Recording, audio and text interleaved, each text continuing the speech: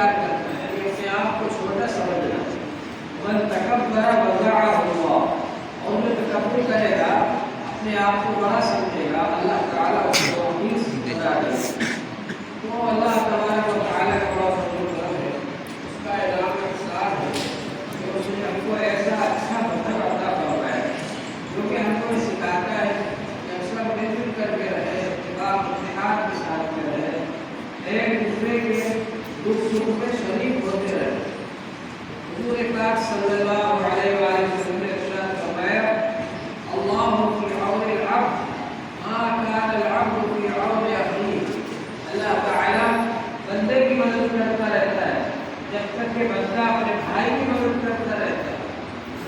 انسان کو کوئی پریشانی آ جائے، دوسرا آدمی جو اس کی مدد کے لیے کھڑا ہو گیا اور اس کو مدد دے رہا ہے، اللہ تعالیٰ اس بندے کی مدد کرتے رہے جب تک یہ اپنے بھائی کی مدد کرتا ہے. حضور پاک صلی اللہ علیہ وآلہ وسلم نے فرمایا المؤمن اخو المؤمن یکف عنہ ضیعتہ ویحوطہ بفرائہ. ایک ایمان والا دوسرے ایمان والے کا بھائی ہے، پیٹھ پیچھے بھی اس کی حفاظت کرتا ہے، اس کو ظاہر ہونے سے بچاتا ہے اور اس کی حمایت کرتا ہے. تو ایمان والوں کو سب کو ایک دوسرے سے مل جل کر کے رہنا چاہیے، اتفاق اتحاد کے ساتھ میں رہنا چاہیے. حضور پاک صلی اللہ علیہ وآلہ وسلم نے ہم کو اس بات کی تعریف کی، ہم ایک دوسرے سے ملے، ایک دوسرے سے ملاقات کریں، سلام کریں. حضور پاک صلی اللہ علیہ وآلہ وسلم نے فرمایا سلام سے ایک دوسرے سے محبت پیدا ہوتی ہے، محبت بڑھتی ہے، اور جب آپس میں محبت پیدا ہوگی تو اللہ تبارک و تعالیٰ کو جنت میں داخل کر دے گا. حضور پاک صلی اللہ علیہ وآلہ وسلم نے ارشاد فرمایا ثلاث من کن فیہ وجد بہن حلاوۃ الایمان. تین چیزیں ایسی ہیں کہ وہ جس کے اندر ہوگی وہ ایمان کی مٹھاس کو پالے. ہم لوگوں کو مٹھائی کا مزہ معلوم رہتا ہے کیسا ہے، اور مٹھائیوں کی کئی طرح کی مٹھائی کا مزہ معلوم رہتا ہے. اللہ والوں کو نماز کا مزہ کیا ہے اور ذکر کا مزہ کیا ہے، قرآن کا مزہ کیا ہے، یہ معلوم ہے. تو فرمایا کہ ایمان کی مٹھاس کو پالے گا وہ شخص، اس میں تین چیزیں ہوں. سب سے پہلی چیز کیا ہے من کان اللہ ورسولہ احب الیہ مما سواہ. اللہ سے اور اللہ کے رسول صلی اللہ علیہ وآلہ وسلم سے ایسی محبت ہو، کسی سے ایسی محبت ہو. سب سے زیادہ محبت اللہ سے ہو، سب سے زیادہ محبت اللہ کے رسول صلی اللہ علیہ وآلہ وسلم سے ہو، کسی سے ایسی محبت کا ہو. اور یہ کب پتہ چلے گا جب اتحاد ہوگا. ایک طرف اللہ کا حکم ہے، ایک طرف غیر کا حکم ہے، ایک طرف رسول پاک صلی اللہ علیہ وآلہ وسلم کا طریقہ ہے، ایک طرف غیر کا طریقہ ہے. آپ اس کو اختیار کرتے ہیں، کیا کام کرتے ہیں آپ؟ اللہ کا حکم مانا تو آپ کو اللہ سے پیار کرتے ہیں، رسول پاک صلی اللہ علیہ وآلہ وسلم کے طریقے پر عمل کیا تو رسول پاک صلی اللہ علیہ وآلہ وسلم سے آپ کو زیادہ محبت ہے. تو سب سے پہلی چیز یہ ہے من کان اللہ ورسولہ احب الیہ مما سواہ. اللہ سے اور اللہ کے رسول صلی اللہ علیہ وآلہ وسلم سے اتنی محبت ہو، کسی سے ویسی محبت نہ ہو. دوسری چیز ہے من یحب المرء لا یحبہ الا للہ. کسی آدمی سے اگر محبت ہو تو خالص اللہ کے لیے، اپنی غرض کے لیے محبت نہ ہو. اپنی غرض کے لیے جو دوستی ہوتی ہے وہ ختم ہو جائے. مجھے آپ سے 100 روپے لینا ہے، روزانہ آ کے سلام کر رہا ہوں، مل گئے 100 روپے لے کر بھاگ جائے گھر نہیں آنے. اور اگر نہیں ملے تو پھر بھاگ جائے ان سے مقابلے دوسرے کو تلاش کرو. لیکن جو اللہ کے لیے دوستی ہوتی ہے وہ ہمیشہ قائم رہتی ہے، دنیا میں بھی قائم رہے گی اور آخرت میں بھی قائم رہے گی. میدان حشر کے اندر یہ صورت سمجھنے پر آ جائے جو آج ہم سے 1 کروڑ 2 کروڑ 30 لاکھ میل دور، کتنا اونچا ہے یہ سورج، یہ بالکل قریب آ جائے گا. ہر شخص اپنے اپنے اعمال کے مطابق پسینے میں ضرب ہوگا. کسی کا پسینہ ٹخنے تک، کسی کا پسینہ گھٹنے تک، کسی کا پسینہ کمر تک، کسی کا پسینہ سینے تک.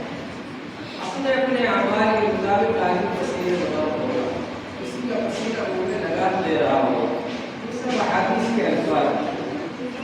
حضور پاک صلی اللہ علیہ وآلہ وسلم نے فرمایا اس وقت اللہ تعالیٰ کی جانب سے اعلان ہوگا اَيْنَ الْمُتَحَابُّونَ فِيَّ، وہ لوگ آئے تو خالص میری وجہ سے محبت رکھتے تھے، میری وجہ سے دوستی رکھتے تھے.